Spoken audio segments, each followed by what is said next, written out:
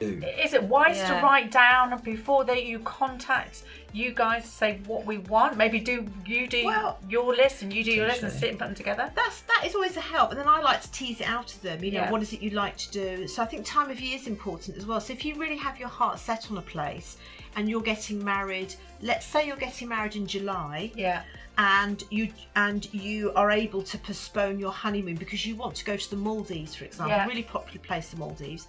The Maldives is best to go in the kind of like November onwards, over the winter period. Yeah. So that's where it'd be classic. If you wanted to have a couple, I would say to couples then, have a couple of days in the UK, go and stay in a nice little hotel. Well, actually, what you could do is do the mini moon, then you know, and then get double bubble because you're getting double sun. That's exactly what they do. And then also, of course, the money they've got, back to what you were saying earlier, the money that they've got from their donations, as I call them, from their wedding guests, all is going towards that Maldives honeymoon, which is the following year.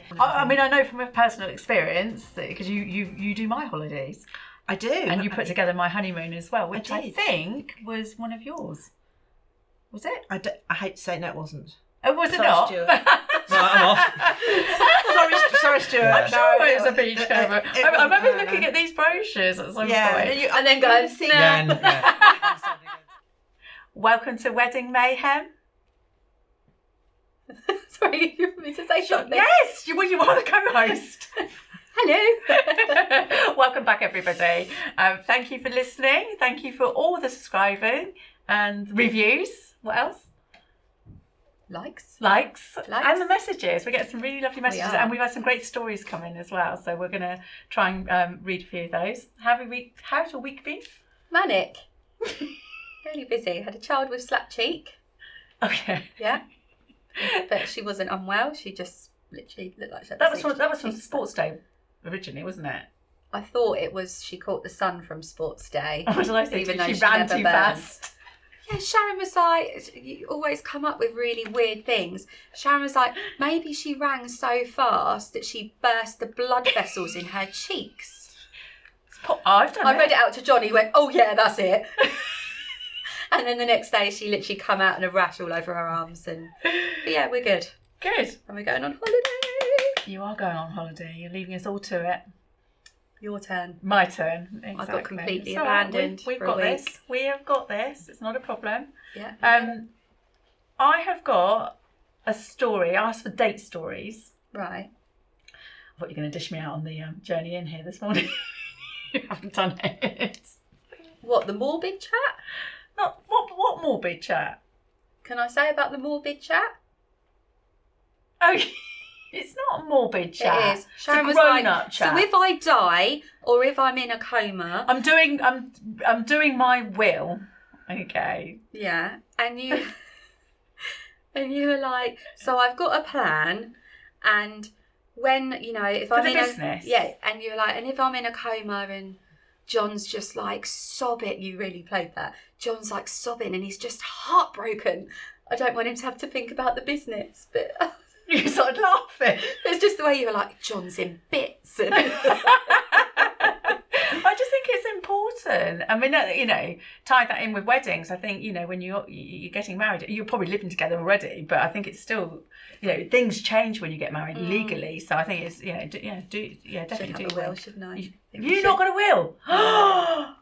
Cheapest chips. Get them one Groupon. Oh, lovely. Do you want to get me one for Christmas? Yeah, I think it was like last time we did it was like £29, and yeah, and you literally then you go online and you click all the boxes. It's just, and you can if you're both doing what they call a mirror of it will, they just copy over. Is it something put in place where you get a mortgage anyways? No, back in the day they used to do something similar to that. Yeah, but not a will. But yeah, you definitely need to do a will. Okay. When's your birthday? March. Fine. Okay, I'll do it in March. If you're not dead by then. Anyway, if you are running the show with my main man. But anyway, it was an important chat. It was a grown-up chat. It had to be done. Right, I've got a date story. Do you want to hear it? Yes. I went out for coffee with a guy I worked with at the time, and we were getting to know each other more. He then came. Oh, no, because she's not written it properly.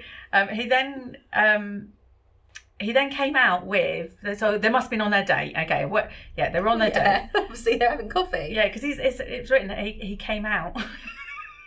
That's how she's written it. So he comes out with, he thinks that anybody who suffers with mental health disorders should be locked up and would be better for society. I remember looking at him in disbelief before I told him that I struggled with anxiety and depression, and I've never ever seen anybody backpedal so fast in their life, saying how treatment should be considered and how important mental health is, blah, blah, blah, blah, blah. I remember saying that I don't think it was going to work and that I needed to go back to study, and then I left. And then also his surname was Bond. So when she asked for his name for the coffee at Starbucks, he went Bond, Mr. Bond. Oh my God. I've never cringed so hard in my life. Oh. That is actually from one of our brides who's now happily married. All right, so she's not Mrs. Bond. She's not Mrs. Bonds, yeah. You never know. How was that? That's weird. Anyway, right, I think that was a very good segment to go into our guests. Do you want to introduce our guests? No, you don't. Do you remember what they're called? Yeah. Do you remember who they are? Yes. Welcome, Stuart and Suzanne, to our little talk show. Thank you. Double S. Thank you for having us. Yeah, double S. Yeah, SAS. There you go. Yeah. And who better to have SAS on our side than for travel? So, Stuart, you are the regional sales manager for Beachcomber tour operators. Correct, yeah. Is that right? Yeah. Got that right. Whew. Okay, and I already know you. And you're a professional travel expert. That's me. Is that right? Sounds posh, doesn't it? Yeah. So thank you for coming in. As you know, obviously we do weddings, but we're couples and everything like that. So travel is important, not just for honeymoons, but we all like a bit of a holiday, like this one. Like you. I've had one this year. Yeah. So far. Yeah, once my will's in place, I can go then. Yeah, of course. Yeah. So, tell us exactly, what do you do? So my role at Beachcomber, so I will look after travel agents and home workers in the south and east of the country. So my job is basically to go out there, make sure they're fully trained on all our products, make sure they're fully aware of all our resorts, what we offer, what your clients can expect when they arrive, etc. So you're not a travel agent. Not a travel agent. You have tour the operator, yeah. So you have we'll the package everything hotels. up. Yeah, right. We'll Okay. do the flights, transfers, and the hotels and everything. And Suzanne here will sell it to her clients, and we'll package everything up for her. Oh, fantastic. Okay. And now you tell us what you do, because I'm going to get it wrong. I know I'm going to get it wrong. No, you're not. That's why I'm a travel agent. But so I specialise in honeymoons and overseas weddings as well. And hence why working with Stuart and Beachcomber Tours, we love to sell to clients, recommend, holidays and honeymoons overseas in Mauritius, as well as Seychelles, and, United Arab Emirates, Maldives, all the other fantastic places that you sell. So it's not just honeymoons that you just do normal holidays as well? So although I love to specialise in honeymoons, I absolutely love it. I do also sell all kinds of holidays and weekend breaks. Obviously, I can also do the hen trips and stag trips as well. Everything. Yeah. I mean, I know from a personal experience, because you do my holidays. I do. And you put together my honeymoon as well, which I think was one of yours. Was it? I hate to say it, no, it wasn't. Oh, was it not? Stuart. No, I'm off. Sorry, Stuart. I'm sure it was a Beachcomber. I remember looking at these brochures at some point. And then going, I'm standing against it. I'll go with Jet 2. Which I do also sell. But I think also that the personal experience is really important, because you can just do it online, but they don't get these lovely little letters. That's upside down. It's upside down. That you send out. You send one for saying thank you for booking. And then when we get, literally, the first one on our doorstep when we come back is, I just wanted to send you this card to welcome you home. That is one thing. I mean, I've been in this job 14 years. I mean, I've been in travel all my life.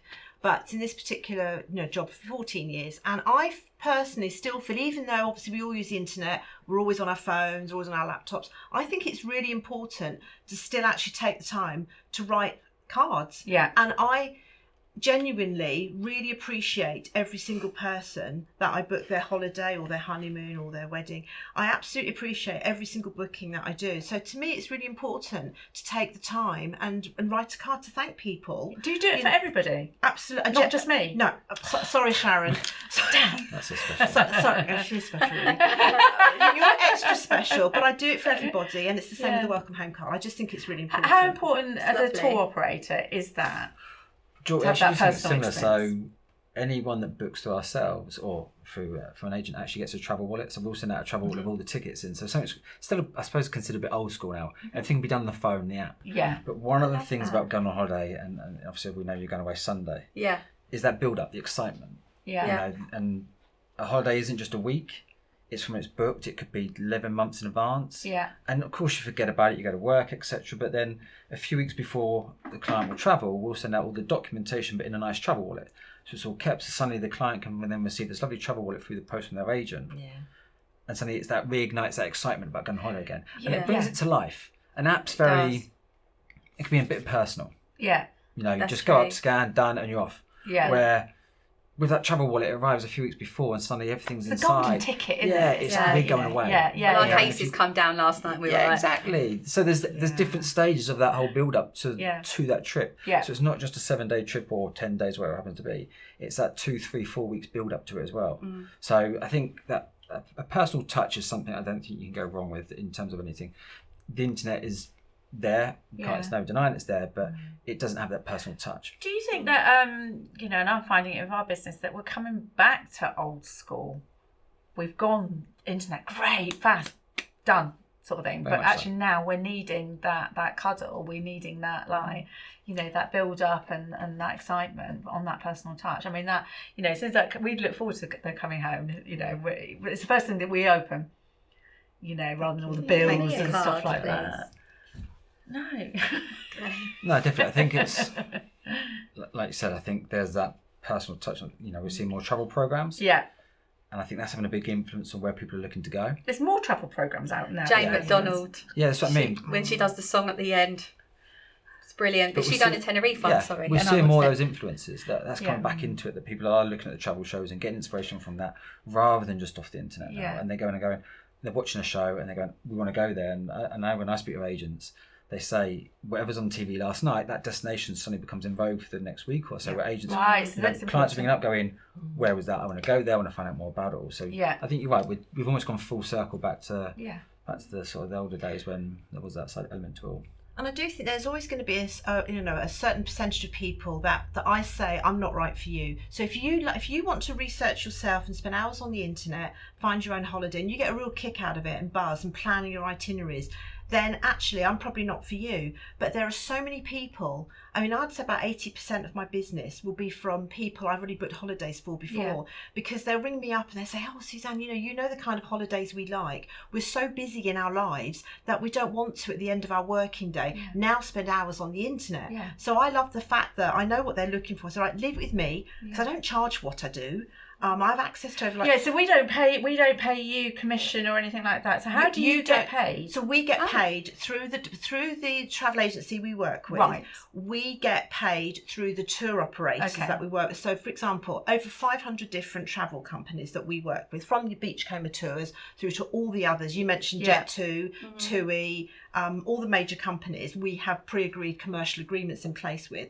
So the price when I'm giving you your quote for your holiday or your honeymoon is the price of the holiday. That is totally in front of you, but we get out of that. But you always manage to smash the price. I try and be, but it's a mix for us. We try and be as competitive as we can on price. Even if I haven't told you the price, we go to you, right, we're looking at this hotel and this sort of thing. You come back and it's still cheaper with you. I try to. Well, I think the skill in our job is we try and shop around. We shop around on your behalf. So as I say, I've got access to over 500 different tour operators. So I know for wherever it is you want to go, that these will be the tour operators that I'll want to talk to, that I think will give you the best value. But I also have to consider, which is why we do so much business with Beachcomber tours, it's all about the service that I get customer service from them as well. So is it your trust in Stuart that you know that you can then hand hand the baby over. Yeah. So Stuart's like nodding like, I'm a trustworthy guy. He has that face. See this face. He does have that face.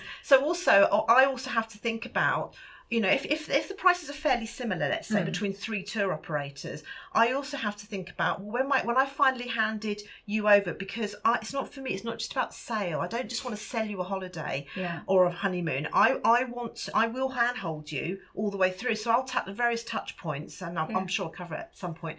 I will make sure that you're all set for your holiday, and then I'm handing you over to basically, in effect, you know, Stuart's team on the ground in Mauritius or Seychelles, wherever it may be, and they'll be looking after them. So I also have to think about, are my clients in good hands? Yeah, and what happens when you hand over to you? What do you do with your customer? With me personally, nothing. No. The team will be, you know, we'll make sure everything's planned, everything's been up with all the documents are there, everything's correct and present. So then, and you know, we're there should anything. Touch wood. So do you own these hotels? We do. So out in Mauritius, so Beachcomber, a little bit brief backstory. Please, Beachcomber even as a brand has been on the island of Mauritius since 1952. Wow. So we were the first hotel chain on the island, which for people listening and watching, etc., and your clients, what that meant is we had to pick the best locations on the island. Right. So we've got 8 resorts on the island that we own. Who goes and finds the right spots? Some lucky person. Right, okay. I was going to say it's not you. Yeah, no, not me personally. And what are the criteria for the right spots? So all of our spots are beachfront location. Right. And by beachfront, I mean you literally walk out onto the beach. Yeah, there's no road in the title, I suppose. Yeah, exactly. Yeah. So we're the first on the island. So we've got the pick of the best location on the island. I think one of our resorts, Paradis, I would probably argue anyone, we have the best location on the island. It's just set on a beautiful peninsula, you know, Indian Ocean one side, beautiful shallow lagoon on the other. It's right out on the tip of the peninsula. There's another resort which we own next right door to it. Oh wow. Behind it you've got a UNESCO World Heritage Site. There's just no traffic, there's no local towns. It's really, really picturesque. White sand? Beautiful white sand. Oh, so from that point on Sunday now. So from that point of view, I think it's one of those. So from there we'll look after, we'll make sure all the ground handlers are in place, the taxis there waiting for you. Right. Delivered to the resort. And this resort is the worry, isn't it? Is you know, it's all very well, you know, planning your holiday and that, but you know, it's getting the other side, and you're in a foreign country, and then the panic sets in, going right, what happens now? Yeah. You know, which is why I always will, without you even knowing this, I always reconfirm your room reservation with the hotels before you arrive. I always said I love chatting up the hotels, and we call it VIP status. There is always a bottle of wine or prosecco. No, on every holiday I've done with you. Yeah, because you've rung the hotel in advance. Yeah, and there's a reason why though, Sharon, isn't there? Why there's always a bottle of something in the room? Well, because John drinks a lot. Oh, don't you blame me? So what do you say to get this bottle? Well, I think it's all to do with the relationships that we have, because bear in mind, you know, in the travel industry, we work with these hotels a lot. So it's we're mutual, that you're mutual clients, aren't you, of us as well as themselves. So I just have, you know, you have your format that works for you in terms of when you reach out to these hotels. Yeah. Sometimes I'll be honest and say it doesn't work, and you try it on and it doesn't work. Most times, most times though, but what I 100% make sure I have is a reconfirmation that your room reservation's all in order. And if I don't get that, I'll ring the hotel directly. I don't care where it is in the world, I'll ring. So I need to know you'll ride smoothly. I also, with your transfers, I will make sure that you have all the instructions that when you go out through arrivals, there'll be a desk. Go to the man on the desk there, and they'll have you a sign with your name on. So everything, as far as I'm concerned, I'm always thinking ahead about making it as seamless as possible, because that's why I want you to book with me. You don't want to start the holiday on the wrong foot. And it's the little touches as well, isn't it, that makes such a difference. I suppose if you don't get it right your end, you're handing over a ball of fire to you guys, you know, and they're hepped up on that. And the thing for us ourselves, particularly from Mauritius, is the fact we're part of the same company. Beachcomber Tours, we started our offices in Guildford. We opened up in 1989. Yeah. Mauritius, Beachcomber as a company in Mauritius was 1952, but we're part of the same company. You haven't aged one bit. No, I haven't. So we can call up one of our contacts at the hotel, and it's not just a rep at the hotel. It's one of our colleagues. Right. It's a colleague. So we can ring them up and say, like Roshane at Canada, we say, look, we've got some guests arriving. You know, you got down on the wedding package. Everything's sorted. Yeah, everything's sorted. They'll fully know exactly what's heading their way. Right. Good. Each client. So when that person gets outside and something's happened along the way, you'll be like, right, okay. Except, the bottle of chilled Prosecco's in the room waiting, along with a note from the agent wishing them like a lovely honeymoon or wedding or holiday, whatever happens to be. So those little touches, like you said, you walk through. Mauritius is a long way. It's 11.5 hours on the plane. Yeah. Let's say you is there any break? No. You can. You could if you want to go via Dubai, but direct flight. Yeah. Direct flight would be 11.5 hours. An hour transfer, say, to one of the resorts. It's a long time. You want to freshen up. Yeah. Walk in that room and there's, like, say, a bottle of Prosecco or a bowl of fruit with a little note from the dump agent your bags saying, look, have an amazing time away, thank you Yeah. for the business. Lovely little touch to start the holiday. Yeah. And straight away, Nice. you're on a positive note. You've arrived, you're like, you look out, you see that beautiful blue ocean and that soft white paddy sand and you're like, yeah, I've arrived. Yeah, fantastic. And just one last thing on that is also, it's my reputation's at stake as well. So if you turn up at that hotel and for whatever reason the room's not there, the reservation, I'm sorry, we have no reservation for you, or that's my reputation, because you put your trust in me to, I've recommended the hotels for you, you booked your holiday through me. It's the buck stops with me. They're never going to come back to you. And that's what, and that's why, I'd say about 85% of the business I do are for people I've booked holidays for before. And the other 15% will be all word of mouth recommendations or honeymoons. Well, obviously I do honeymoons anyway, but but you also do short breaks as well. I do, You did John's New York. I did. Long weekend with Callum's 21st. Yeah, and I did. They had a wicked time. So and that was down to you because you organised all of that. Thank you. I wish I'd done that now. I think as a whole, me and John must have spent about 10 hours looking. Yeah, and then we thought we found one. We thought we found one, and it was like, we just need to wait to book it. And then going through it all, and then John was like, it's not going to work out. I was like, why? And it was like, it's a 2-hour drive from the airport. He was like, I ain't doing that with a 5-year-old. No. I was like, with you sort the transfer out. Yes. Do you sort the transfer out your end, or well, it's all booked through the same? Yeah. But I think you're right. It's those little details that you're lost potentially on the internet compared to when a travel agent does it for you. It's so true. A travel agent will know how far that hotel is away. Yeah. And they'll know the little quirks and things like that. So when it comes to it, they're looking at the package going, how can we make it smooth as possible for the client? Yeah. Where if you're on the internet, you're just looking as a holiday. Yeah. Found a nice hotel, it's in budget, it's where we want to go, got a flight, done. Simple. And even knowing what parts to go to. Yeah, and even for ourselves, with say the Seychelles or the Maldives, a lot of people don't realise that seaplane transfer, which everyone loves to do, doesn't run all day. Not here. Doesn't run all day though. So if your plane lands at a certain time during the day, you've got to go boats. You've got no seaplane. Yeah. We did that with my honeymoon, Sri Lanka to Maldives. You did a one-way seaplane on arrival. Yeah, for the honeymoon. Yeah, we were short. Down to you. Why don't you do this and do Sri Lanka and then to the Maldives? And we went on a seaplane. Honestly, I thought we were going to die. It was like suddenly out of Fantasy Island. It was great, but the noise of the engine. I'm literally, and I'm writing and flying as well. John's writing and flying. It was hysterical. Everybody's holding and saying goodbye to everybody for the last time ever. It's those little details. Yeah. That seaplane doesn't leave when it's dark. They can't fly. So if you're landing after dark. Yeah. Where's your transfer? It's not. And then there were loads of people actually. So you're right. No, because there was loads of people stuck at the airport, and they had to stay there the night because they hadn't sorted out the transfers and everything. Now, if you book that online, you're going to call no one. You're going to call. Where if you've got an agent, you can you're going to call no one. If you've got an agent, you're going to call your agent up and say, look, this situation. Yeah. Let's be honest, the agent wouldn't have booked it that way. Yeah. The agent would know. A good agent. Yeah, a good agent will book it and go, we've got your boat transfer. Yeah. I went to seaplane. Well, you can't because it's not going to fly then. Yeah. So it's those little details that you won't know about on the internet where a good agent will just let you know and have it all sorted for you. So where have you got hotels? So we own 8 in Mauritius. Right. We also How big is Mauritius? 45 kilometres east to west, 65 kilometres north to south, or in time wise, an hour to an hour and a half, depending on what. Wow, that's a lot of hotels. Yeah.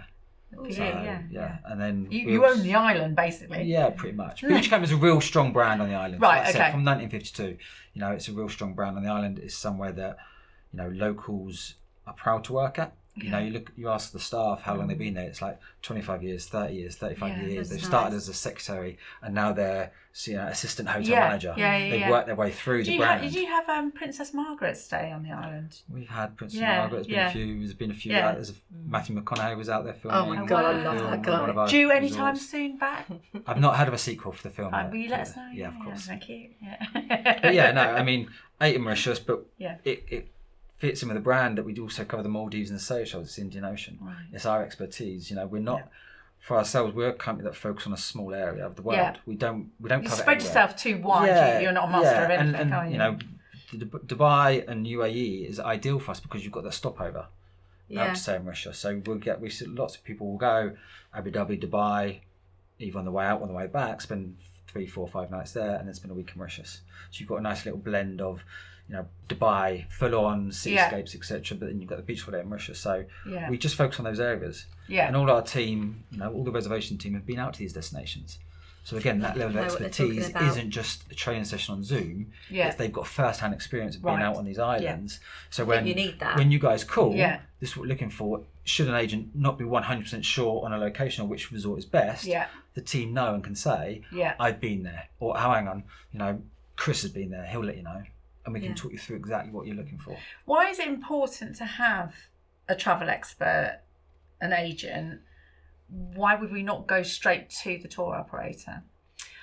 What I will say with us... I love that she jumped in quickly. Sorry, I didn't know. Sorry. Anybody can answer the question. No. Well, from my perspective, the reason why is because I work for an independent travel company. So Designer Travel, we're part of the Hayes Travel Group. Yeah. So we're part of the largest UK independent travel agents. Okay. So, putting it out there aren't just Beachcomber hotels on the island of Mauritius. Yeah. So when you're an independent... There's some campsites as well.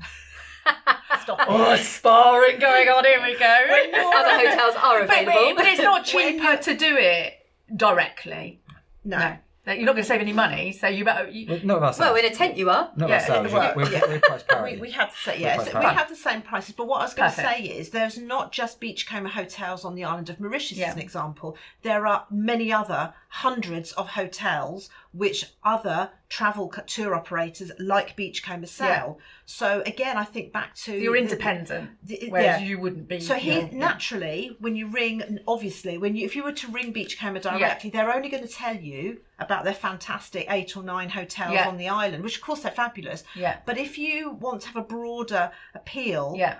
If you go to an independent travel agent, I'll say to you, right, here's a selection of the best hotels on the island. Yeah. So I'll obviously, when we use Mauritius as the example, there'll always be Beachcomber options in my recommendation. But there may be a couple of other hotels. So I'm more impartial. Yeah, so will you feed back to Stuart that if somebody's come back and go, do you know, the shower's broken or this, goodness, because it helps you. As well, also get onto that is the fact it comes back to what you said earlier, not everyone's going to be a right fit for a Beachcomber resort. Yeah. We might not offer everything that someone... Who's not a fit? Well, obviously, White Sands. I don't want to say that, but there might be someone who does, we're a Mauritian company. It's a very traditional company, Mauritian.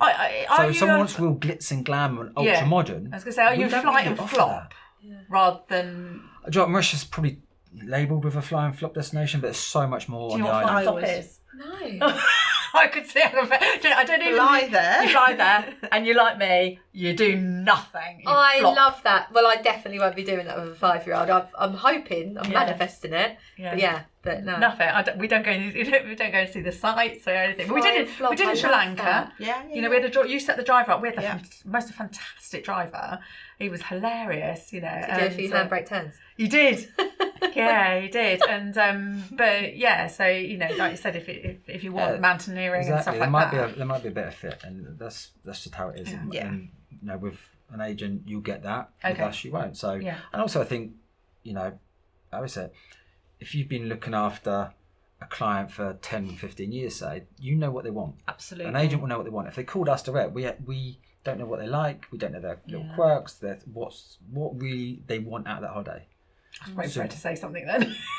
About me. Yeah, so we won't know. We won't know what you guys like. Yeah. But an agent would. So when they call up, we know. Up a personal relationship. They know what they're looking for. Particularly, I think with you, you know, to getting those cards and that, you know her so well those touches are important. I truly do believe that. I think it's really important. We would actually pay more. Oh, thank you. But John would say no. Give that money and then you can send me on one. So there is huge benefits then to having 2 people rather than 1 person, because I'm not going to save money, which is the ultimate of like not having one. Save time. But also things go. We were all talking about like the booking, like choosing the holiday and the honeymoon, which obviously is what we've been covering. But also once you're booked, it doesn't end there with me. So if unfortunately I don't go away, I don't disappear. You don't shake me card off. after card. I'm still there. But and it happens, we get some quite major schedule changes.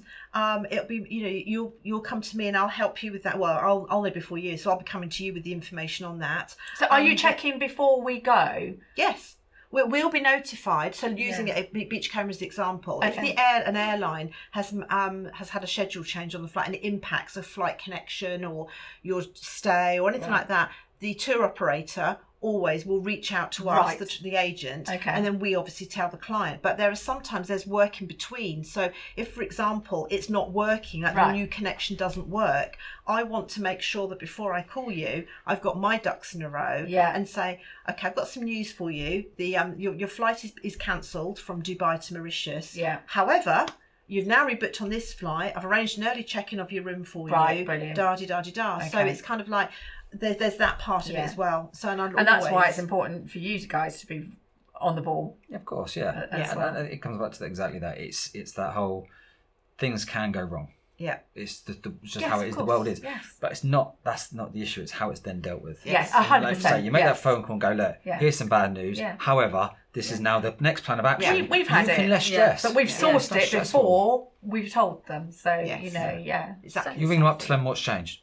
Yeah. You can sit at the airport for another 2 hours, there's another plane. Yeah. You've got a 2-hour delay, but we're going to get you there, etc. Plus, we've already called ahead, we've got the transfer, they're going to be waiting for you, then they're not going to miss that transfer as well. So all that side of it all's all taken care of. Perfect. Current honeymoon trends? Well, you've obviously got the Indian Ocean is massive. Mauritius is trending. Mauritius is What are you more popular for, do you think? Weddings or honeymoons? Honeymoons probably predominantly. Yeah. Honeymoons. Perceived, Indian Ocean will be perceived honeymoon destination. Yeah. Maldives, Seychelles, Mauritius.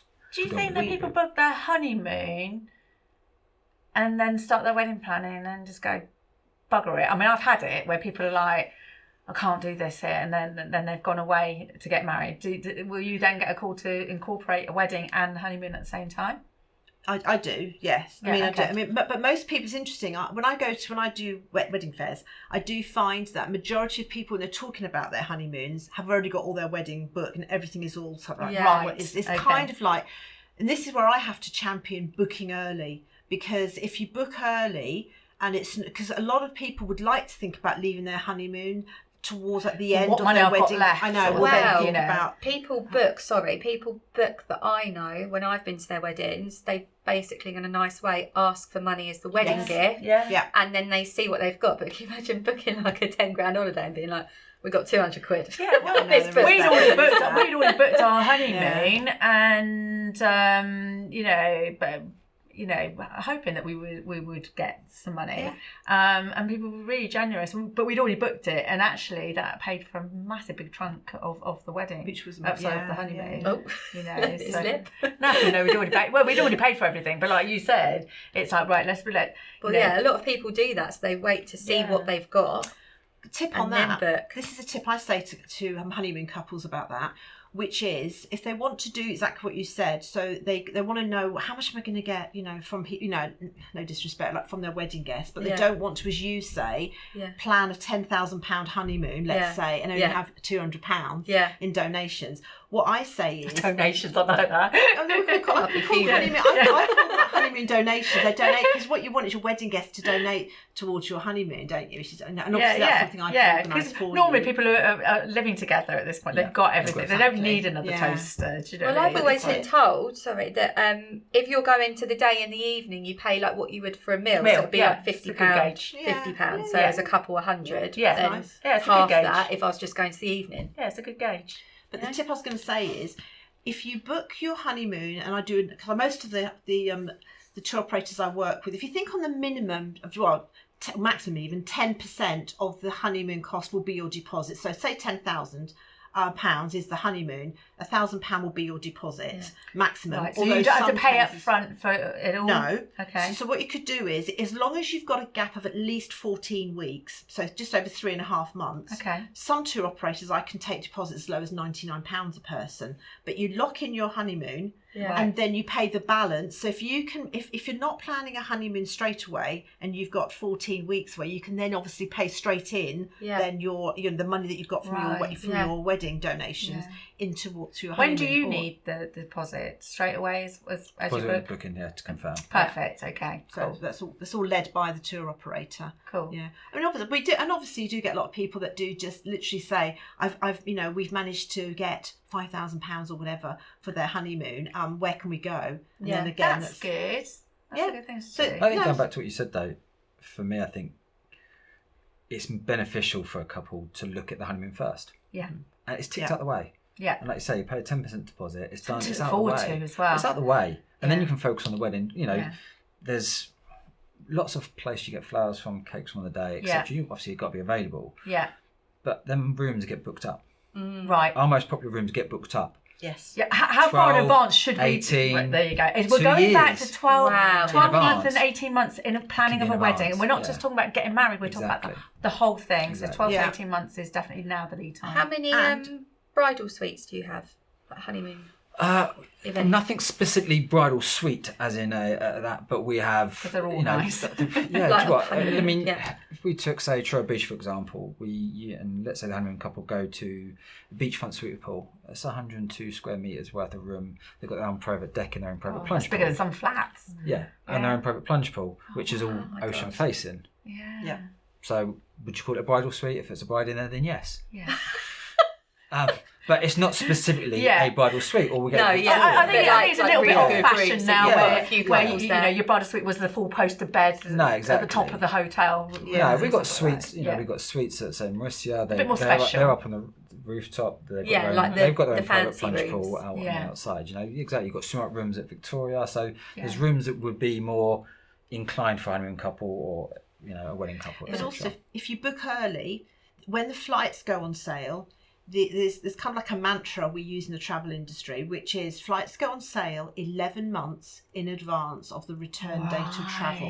The return date of travel. Okay. So say, for example, you want to go on your honeymoon on the 1st of September and you're going to go for 2 weeks. You're going to come back about the 15th of September, aren't you? Yeah. So if you think about it, it's the previous 11 months, so October, the previous year, is your 11 months in advance countdown. Yeah. And that's when the flight seats get released at the best value fare. Right. So that's another reason why, apart from, as obviously Stuart said, about getting the fabulous room types that you want at their hotels or any hotel, it's also about booking your flights as early as you can. Right. But ideally, I'm obviously going to say book as a package and not book your flights separately. Well, this is where COVID had the issue, because if you booked your flight and your hotel separately, the hotel said, "Well, we're still open to come." I've heard stories of people going to Canada on that train across the Rockies. Yeah. Now that was still going. Right. But no flights were.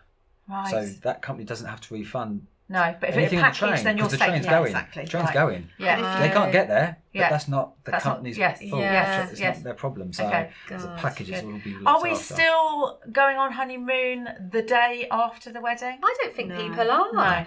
I see two themes. I see a couple of 2-3 days after the wedding. Yeah. That people a mini moon is really I'm so great because you did our mini moon as well. So Jesus, how many do you want, love?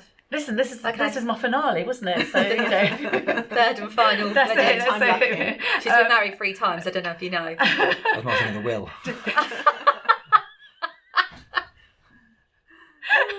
So our producer's just fallen over. It's fine. I saw that. Great timing. Oh, please, Chris, if you've got that on film, please. So we had a trip to Paris. Yes. And then our honeymoon actually was the following May, because obviously where we wanted to go was our season, and we're grateful for that, because I was carrying a virus, kind of virus. I was so ill the night of the wedding, but apparently I'd been ill prior to that, but I kept it covered. So I'm so busy, and it's the same thing when you go on holiday, then you got all your coughs and colds. It was that, and literally, I spent my honeymoon, my night of my wedding, cleaning the bathroom while John was snoring in bed, because I was sick, everything, and then I was so bad that John woke up and he went, "We're not going to Paris." And I went, "What?" He went, "Look at your face," and I burst all my blood vessels being sick in my face. Oh, there you go, blood vessels. There you go. It does happen. I would literally not just from running. It was 5-year-old running a little bit. But I was so ill, and then and I went, "No, we're going to Paris." So if I'm, so I went, and the key was how ill I was that I actually turned down a glass of wine. Wow, and I was very ill. Like when you were checking out of your hotel and all the blood, they're probably thinking, "Oh, what a wedding night they've had." But I was so poorly. But I was ill all the way through Paris. I didn't eat at all. It was my birthday, so we had that lobster. You did Moulin Rouge for us tickets. Did I? And she's like, "Nah, that's someone else again." It was 9 years ago. Well, it is a long time. It was a long time ago. We had the lobster dish. Mike just couldn't eat it. And there was an old lady opposite me, and she ate mine and the champagne. But thank God that wasn't our honeymoon. But that's so a lot of people do like to do, because as you say, when you have the build up to a wedding as well, there's an awful lot going on, isn't there? And you also want to, and a lot of couples want to catch up with their relatives afterwards and spend some time. So the minimum, if they come from overseas, there is that too. Yeah. And then they want to go where they want to go long haul on their honeymoon. Could be the wrong time of year. So sometimes they do quite like a mini moon, and then we have the main honeymoon, as you say, later on. Yeah. And also the cost. Yeah. The cost nowadays, I don't know where these people. Wedding's not cheap anymore in this country, and you can go abroad, and honeymoons can be quite expensive depending on what you do. Yeah. And people are going, "Do you know what? We want another 12, maybe so months to save some money again. We've spent a lot on the wedding. We need to save some money for that big honeymoon," because, like I said, they want to do a big honeymoon, but we'll look at doing like a. So you don't do payment plans, but you take a deposit at the beginning. I do payment plans. Do you? Yes. Yes. So tell us more about this. So why wasn't I offered it? Because you weren't back then. Oh. And you had dodgy credit then. No. But so back to the deposit. So potentially, whether it's your 10% deposit or your £99 per person deposit, the following month, all I do is we the balance of your between the deposit and what your trip is costing, split it between the number of months between now and when you're going away, and I'll take the final payment instead of it being around 3 months before. It's 6 weeks before. Oh, that's brilliant. I've just been booking a holiday. It's actually a holiday for someone, and they're going in November 26th. Yeah, we're up to 28 weddings, but I believe you. Yeah. And she's doing a payment plan. It's £140 a month, and I Brilliant. said, well, so and there's no cost for that. It's just direct debit. Yeah. Just bank so there's details. no interest on top of that. No interest on top of that. Fantastic. So that's another option Where are you they can do. They're going to India. They're doing a trip around India, and it's on sale already for November 26th. So she's getting herself on the tour, and then paying low deposit and monthly payments. Fantastic. Would you? We're probably going to say anyway. But are you all for an abroad wedding? I got married abroad. Did you? Where did you get married? Got married out in Florida. And I loved it. It was amazing. Yeah. Purely for us, it was. We looked at the big wedding, but it comes back to what we wanted as well. I think that's what a lot of people can get lost in. They're worried about everyone else in the family. How are we going to do that? How's Nan going to get there? They're worried about everyone else and forget actually it's their day. They go into all the wedding fairs and they're looking at things going, that'd be great for our guests. What should we do for our guests? And it's all making sure their guests have an amazing day. And they will do, but the guests are there to celebrate their day. And they almost forget it's their day, where I think going married abroad, it does become about you again. It's very much all about you. And, we had, I think, 16 family members out there. Oh, that's quite good. But it's also the cost. Amazing time. Who pays for this? Are individuals paying? But most of the time, but then they're getting a holiday as well. See, this is another thing. I actually look at how much people pay for their honeymoon. And when you look at with Beachcomber or with other companies too, the overseas package to get married is such good value. You're combining a wedding and a honeymoon, and your guests are getting their and a holiday as well. It takes that event from 24 hours into a 7-day holiday. We had a barbecue with a big family, so everyone that was going to the wedding, we had a big barbecue the night before. Fine. I love so that. Instead of just having that one wedding day where, like you said earlier, you want to meet. There's so many 120 people. You haven't seen your great uncle from Australia for God knows how long, but you're so busy that day, you get to miss him. you miss so much meeting up with people, where a week together is such an amazing opportunity. Yeah, that's just such to a good catch idea. up with I went to a wedding in Portugal years ago. Me and John had only been together about a year, and it was the best time. I reckon there was at least 40 of us, and we done a mini hen. We done like a meal out the night before, made loads of friends. And it was just like, it was the best time. You went on holiday? Yeah. Was there not to like? Exactly. I didn't have a child at this point, and you look back and you're like, oh, how they were different. I've got a couple of questions. Is there still countries that are taboo for same-sex couples, and where? Sadly, yes. There are countries that I would say same-sex couples wouldn't feel comfortable. Right. Oh yeah, I've read about something the other day. As in, showing obviously affection to each other, and the kind of countries I think would be best to avoid going to if for same sex would be. They've asked where it's actually. Egypt, right? Morocco, yeah. Even the United Arab Emirates, you do have to be rather careful there. Kenya, right? Tanzania, which also includes Zanzibar. So these are kind of places that people would want to go to. Yeah. Turkey can also be Jamaica. Believe it or not, Jamaica is a country that they really don't appreciate. It's against the law, exactly. Isn't it? So yeah, that off the top of my head, they're the kind of major ones that I can think of. Any parts of Greece? No, Greece is very open. Yeah, no, very. Oh, are you planning something? No, because they just asked me because they're planning to go to Greece. No, Greece is great. And what about getting married as a same-sex couple abroad? Again, same thing. Probably the same. I mean, it's probably a lot harder. Check. We'd have to check. Yeah. Okay, for the Maldives. Indian Ocean's generally not offered on the wedding front. Right. It's a blessing. In terms of going out, do you have to get married before you go out? Yeah, in terms of going out, it's another question actually. It's quite open. Indian Ocean's open. We've got some in the modern world that I know have been out there actually about 2 weeks ago. Yeah, perfect. Did you have to do a UK part before you went to Florida? No, it was all legal. In the States. Another question for you. Okay, this is a biggie. We planned a big wedding abroad. Everybody's bought their tickets and booked their room, but we're calling the wedding off. What do we do? Have a lovely holiday, guys. Wow. Do you really? Depends where you're going. They've One of your hotels. One of our hotels they're going.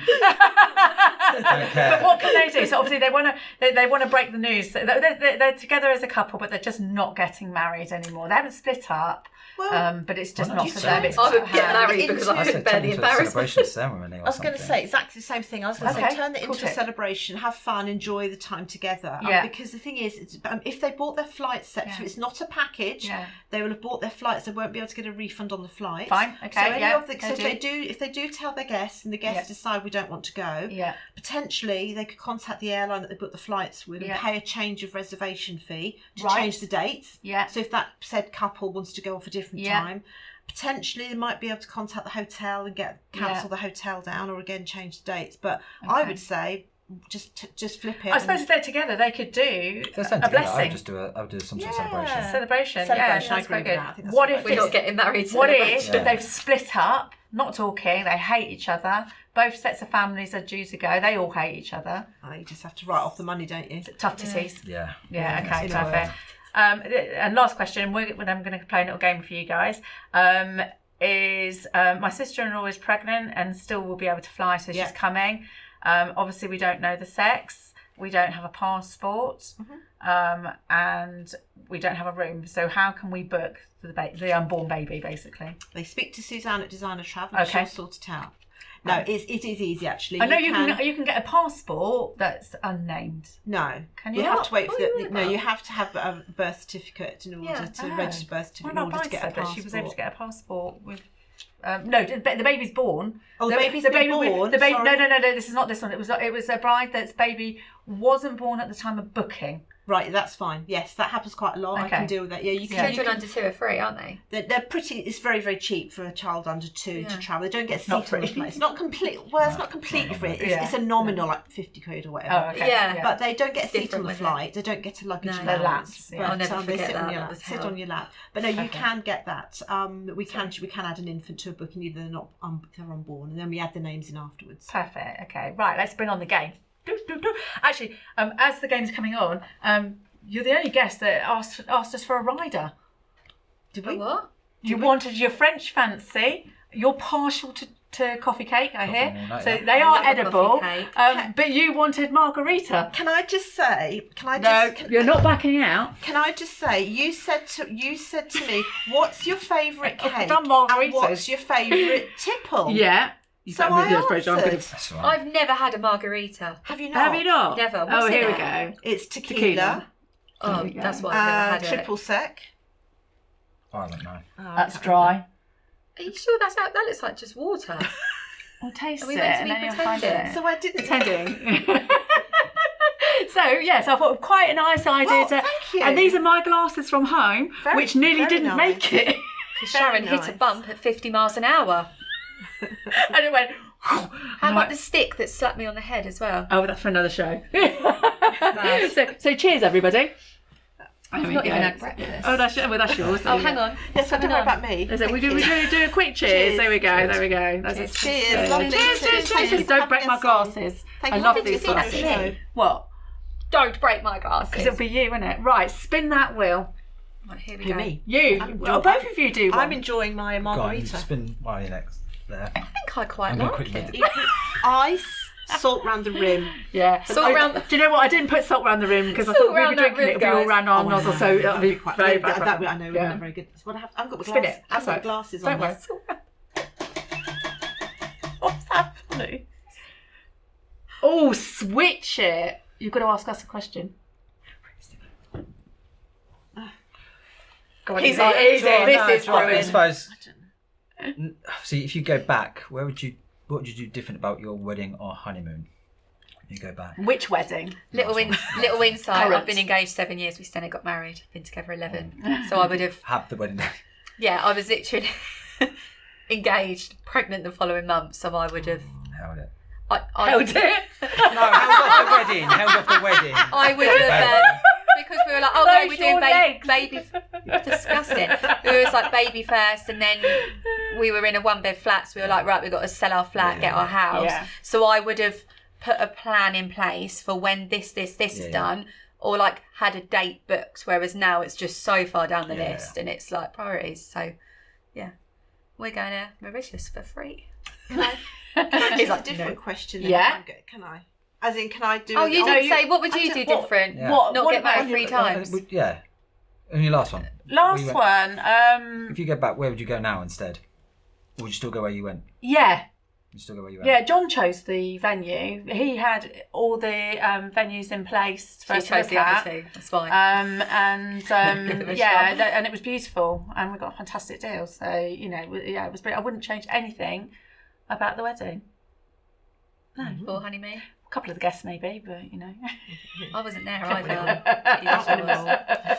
And destination, no, I would. It was Sri Lanka for me, and for John, surprised us so much because we are flight and flop people. Yeah, we're busy people, so we don't want to be talking. We don't even talk to each other, let alone other people. So literally jumping in a car every morning at 6 a.m, 7 a.m. I mean, it was 6 a.m. starts, but he went, I'll come for you at 7:30 because he knew that we were lazy people. And it was wonderful, and those itineraries that you put in place for us were fantastic because we didn't know where we were going. I think it comes back to what we said earlier with the why have an agent. Yeah. You get so stuck in a way of doing something. Actually, an agent could have been on an educational out there or just happened to know a lot about it and go, look, I think this is a perfect holiday. Took us out of our comfort zone. Trust me on this. Yeah. You'll love this. Yeah. And you go and do it and you go, actually, you're right, I love this. Yeah, so much so we want to go back again and again, exactly. So I think that's I quite often love to give what I call a curveball, just give them something as a surprise because quite often I like to take people out of their comfort zone and give them options they hadn't even thought of. So I love a little wild card. So things like what you did is that you you set an itinerary for us, which meant that when we came off that plane into a car, it was a bit longer in our travels. So we literally want to fall out the plane into the hotel room, into the pool. And you're like, right, okay, got it. Yeah, okay. And you literally came back to us next day, right, I've sorted it all out. You're going on a hike. Yeah. Yeah. but it was, it's just places of interest. You dropped something and put something else in. And you really modelled it around us. And that's what I try to do, and that's why it's really important to really get to know your customer. Yeah. You know, and as I said, and the great thing is, as I said again, people don't pay to use me. I don't charge for what I do because we get paid through commercial agreements through the tour operators. Yeah. So it really is, it's a personal service when people, you know. Really thought you got like we were paying you a commission on top. Yeah. You know, no, you don't pay on top. No, so that's fantastic. Not. So it's a no-brainer, isn't it? What a great partnership. And that's why I always have to get across. I don't charge for what I do. It's complimentary honeymoon planning. Yeah, exactly. Right, Stuart needs a little spin. Right. You can go up and around. Mind your head. I thought he was walking out then. I know. It's why we put him on the end so he couldn't walk out, you know. Switch it again. Spin it again. Oh, he's done it the wrong way round. What does that say? It's the same thing, actually. Why don't you spin it just do you know what? Do you know what? No. Let's bring us here, because people in the travel industry have got tales to tell. What's your funny story? You must have some funny stories. I've got two more than me. I can think of on top of my head. Would you like me to? Yeah, you can. Yeah, go on. These two share. We're like, I think I need a drink for this one. No. It's quite nice, this, isn't it? It's just ice and salt. Sorry about the ice. No, I'll let you off this time. Now, I did have a couple that were planning to go on their honeymoon, and about a month before the guy was having his stag do, it was in the UK, and for some reason, I think because he'd sent off his driving licence to be renewed, that he took his passport with him as his ID to prove his age, that he was able to drink, which is fine, but it's in the UK, it's fine. So he was a group of them, but actually apparently this stag trip wasn't just blokes, there were a couple of girls in there too. So what will surprise you is that one of the girls actually thought it was really hilarious when they had quite a lot to drink to draw something rather funny. Was it a willy? I wasn't going to say the word, but yes. It wasn't just... Dickhead. No, it was what you said. Mouth. A proper with the balls. Yeah, and hair. Whatever, everything you can think of. A hole in the middle of the passport, his passport, and he also was planning to go to Maldives on their honeymoon. It's a very Muslim country, highly offensive, but the passport's basically been tampered with, and it was a girl that did it. I was just quite surprised. I thought the lads would have done it, but it wasn't. So anyway, there's a backstory there. So literally 3 weeks before the honeymoon, he's having to get his passport renewed and paying for an emergency passport, £108, whatever. So that's the first part of the story. This is why Sorry, Karen. No, go on. Second part to the story. So the second part to the story was, I actually was having this conversation with another honeymoon couple. And obviously no names mentioned for obvious reasons. You would never talk about other people and their names. Yeah. And I was explaining the story. You're not going to believe this is what happened, to this couple and his passport. And they were going to the Maldives. And what I hadn't quite realised was they're both on the same island, aren't they? The couple that happened to, plus the couple I was gossiping with on the same island resort. What I hadn't realised was at the same time, there was overlapped by about 5 days. Because they were an English young couple on honeymoon. They connected. Yeah. And, where do you live? Oh, we live in Epsom. Oh, we live in Epsom. And, who did you put your honeymoon through? Oh, Suzanne, designer. So she told us a story. You weren't the person, were you, with the willy? No. And I was like, yeah, that's me. So actually, although it was quite funny, it also was Stuart's still that one now. No, I haven't, but I was thinking, that's just awful, isn't it? That's just awful. But this all the way around the country. This is what we always say to people. What are the odds? Plan your hen and stag do at least 3 months before your wedding day, because things go wrong. We've had that bride who fell off a boat in Ibiza, broke her leg, floor places. Someone's pissed. Kicking in. And a full cast with the belt and everything. It had a slimline dress, So the rule is it's 8 weeks before the wedding, at least, for broken bones to mend. And the second one's a bit more light-hearted. The second story, right? Well, the second one was quite funny. What more is a giggle than... Well, there was a giggle too, but the second one is, funny enough, a client who's a regular at one of the Beachcomber hotels, loves it every year. And this particular year, he'd gone to... Are you sitting there going... Just trying to work out what this is. Nothing to do with... Who am I having to sack later? No, nothing to do with Beachcomber. Right, she'll send you a card. Sorry. They'd gone to Rhodes for a holiday and stayed in a lovely little boutique hotel with a private pool. And there were a couple in their 60s. And next door to them, a young couple came. Well, quite literally. I was just going to say on several occasions, very loudly, daytime, nighttime. And anyway, my client rang me and said, "I'm so sorry, Suzanne." He said, "But is there anything you can do with the hotel?" I said, "Because he said, why didn't they call the hotel?" Because people like when you've got such a good relationship with me, they ask me to, which is fine.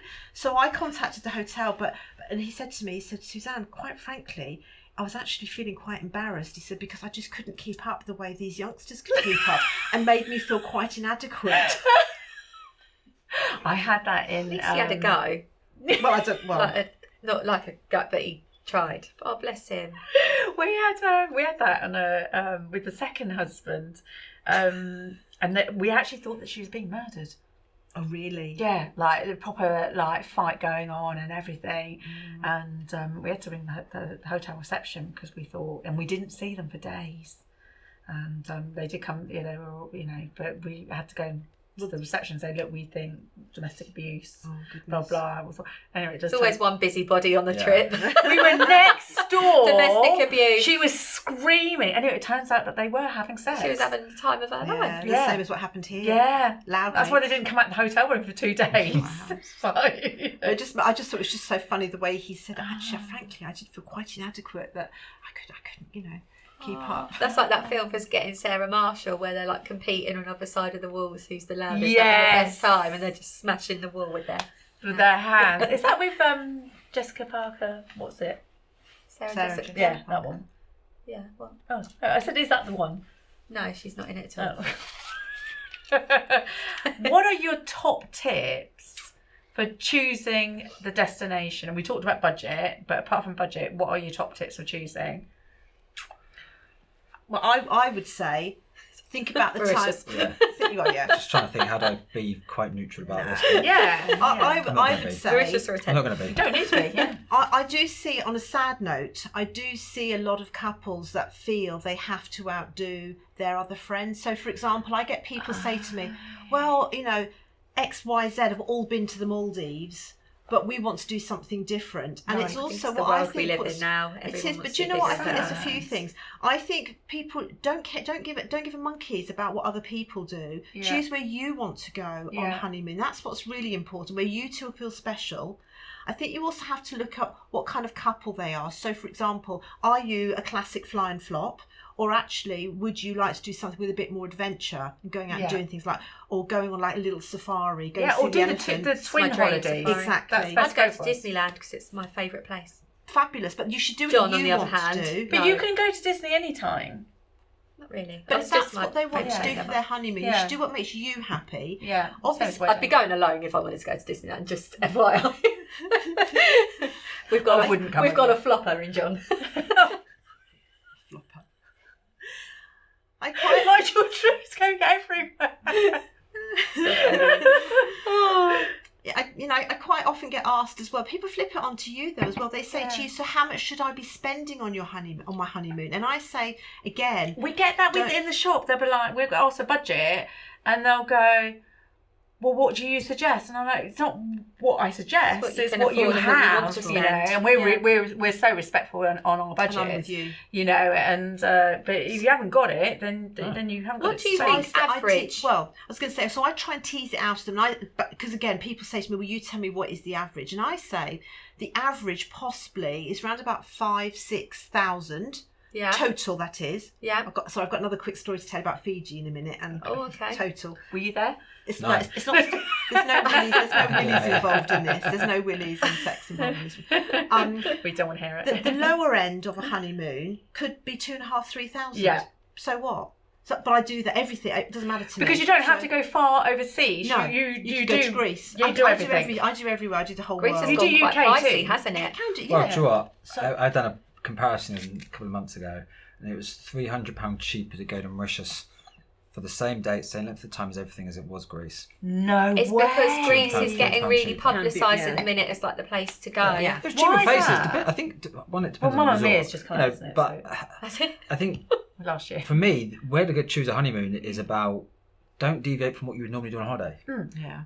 Yes, it's a honeymoon and you just got married, but actually when you're there, you're naturally going to do what you normally do on holiday. Yeah.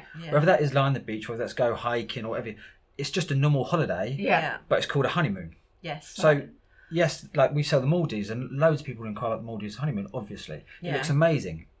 Yeah. But if you look at one picture, that's a snapshot of 10 days. Yeah.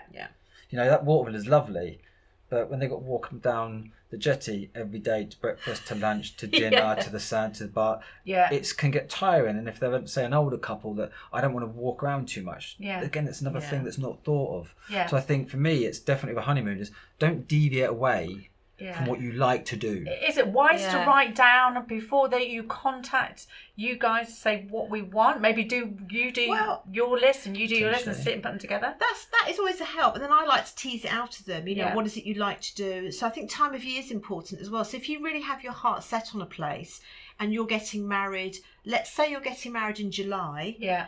And you are able to postpone your honeymoon because you want to go to the Maldives, for example, a really popular place, the Maldives.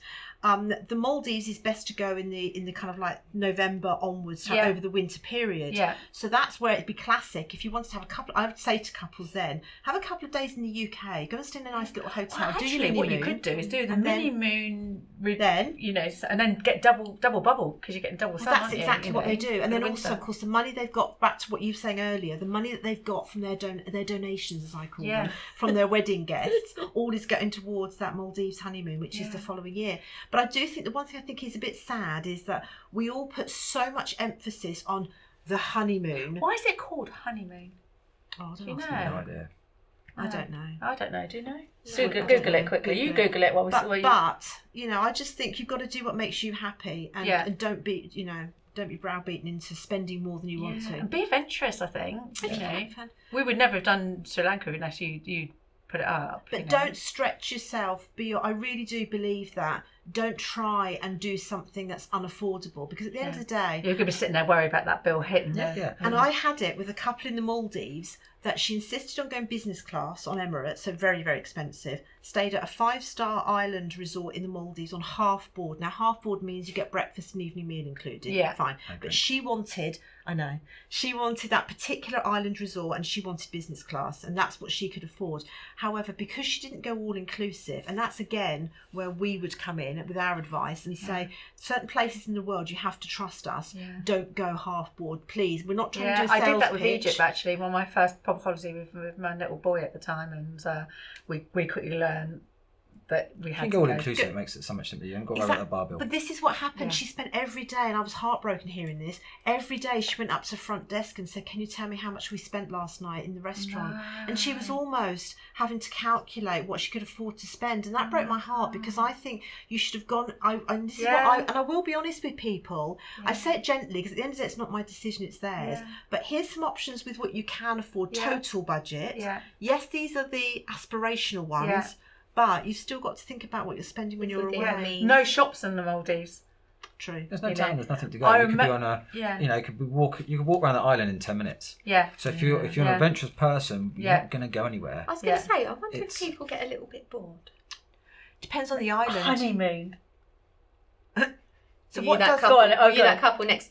So, the word honeymoon is thought to have originated in medieval times. So at that time, it was common for newlywed couples to drink mead, which is a fermented beverage made from honey. I'm a beekeeper. For a moon cycle, so 30 days after their wedding. This tradition was believed to bring good luck and fertility to the couple. There you go. That was a lot more interesting than I thought it was going to be. Did it really? You were going to say something just a minute ago. Fiji. Oh, that was me, wasn't it? Yeah. No, so it's all a bit of a giggle, but not an unkind giggle. But back to budget again. So I had this girl on the phone to me, and I always like to ring couples and just have a chat with them first before I get working on their itineraries. And she said, I'd really like to go to Fiji, and she was explaining what she wanted and everything. And then I said to her, can I ask, how much, tell me, how much do you feel comfortable spending on your honeymoon? That's how I word it. How much do you feel comfortable spending? And she said, this is now, bearing in mind Fiji now, just so you know where it is in the world, we're talking South Pacific. So the easiest way to get to Fiji is via the States. So 12-hour flight to Los Angeles, and then you go down through the Pacific, down to the South Pacific. Okay. Yeah. We're talking nearly 24 hours to get there. So a lot of flights equal expensive airfares. So I'm just telling you this. So I said, how much do you feel comfortable spending when I start looking at Fiji honeymoons for you? She said, £3,500. And that's when I had to say, do you mean per person or do you mean total?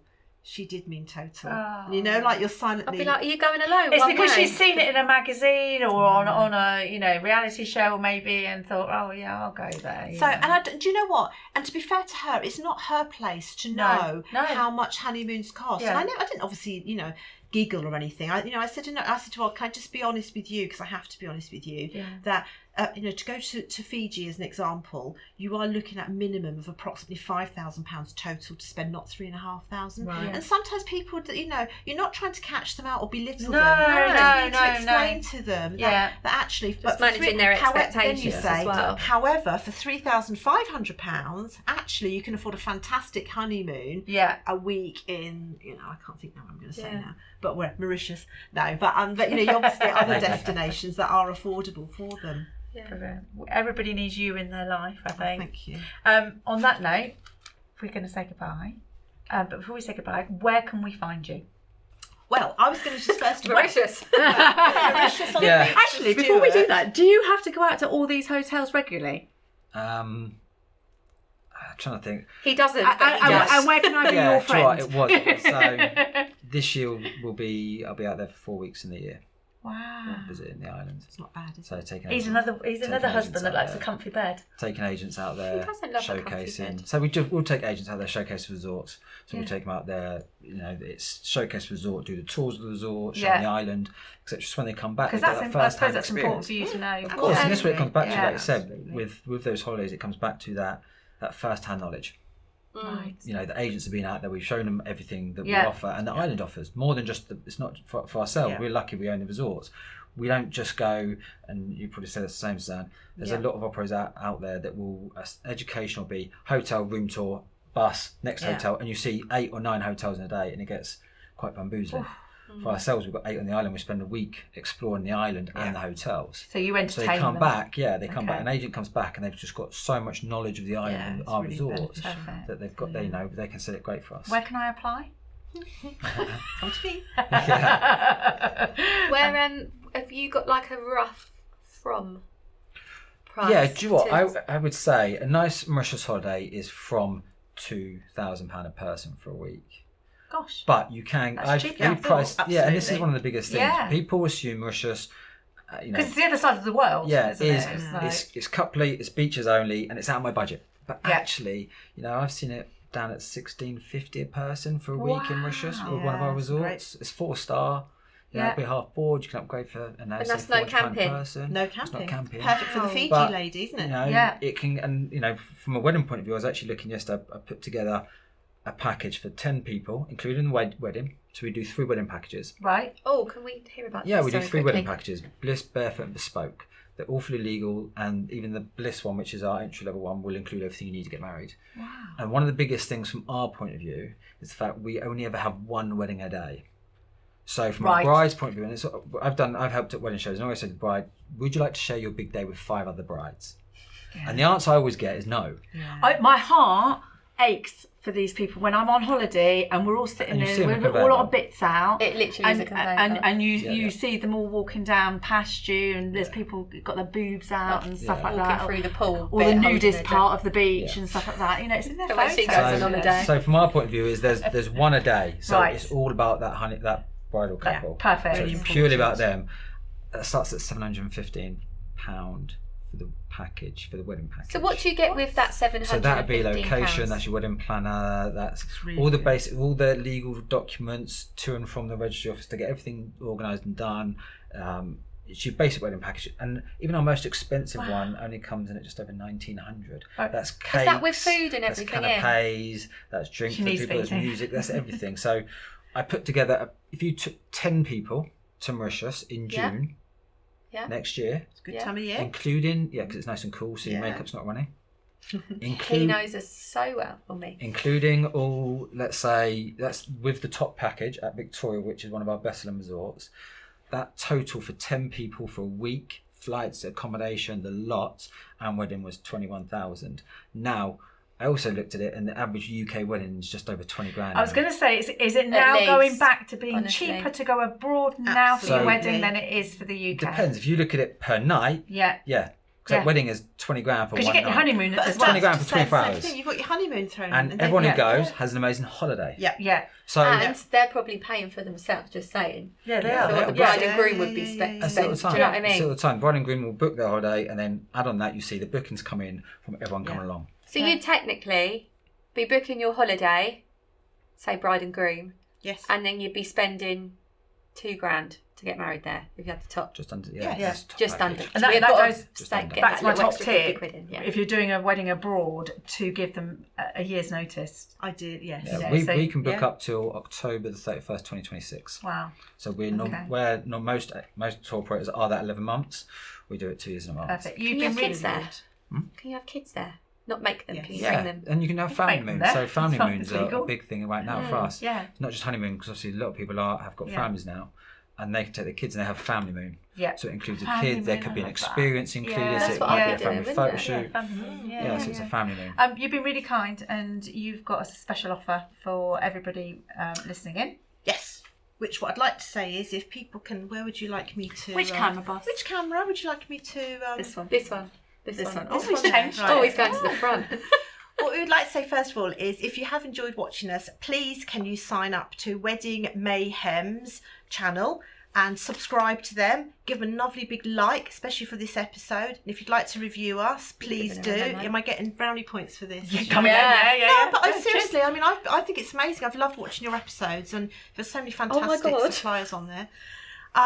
Also, if you could please go onto Facebook and just give Designer Travel Suzanne Asbury a like, I'd be really grateful. If you pop me an email at suzanne@designertravel.co.uk and you book your honeymoon through me, I would love to send you a little present before you go on honeymoon. And of course, my colleague and partner in crime here, Stuart, if we book together your honeymoon or your overseas wedding with Beachcomber Tours, we'd love to pay for your airport VIP lounge passes to start your trip in style. What do you think to that, Stuart? Bang on. And that goes back to what we said earlier. It's all that build up. It's all that stress taken out of the holiday. Everything's booked, and you get to the airport, nice VIP. Yeah. You're relaxed. You start. Got rid of your bags. That's it. Yeah. It's just such a nice way to start the holiday. Well, that was contact me. That was so exciting that she chucked her drink over. I literally went to take a sip. I'm so used to my little wine glass at home. I'm literally, look. I was concentrating. I was trying to concentrate. You were concentrating. We need to round off. Which camera are we looking into now, boss? That one again. Right. Thank you so much. As Suzanne said, we'd love you to subscribe, rate, review. We're loving the messages coming through. We're just getting loads of love, which is fantastic. Great stories coming in. Keep them coming. We, as of this morning, I don't think you know, that we were up to 791,000 views on our YouTube channel. Get us to 1 million, and just keep viewing and liking and subscribing. And you say something now. No, I'm just taking it all in. I'm drenched. Wet. She's so drenched. Wet. So thank you very much, and we'll see you next week. Bye. Nobody else waving? I'm just waving. Me? Bye. I wave with you. That was fantastic.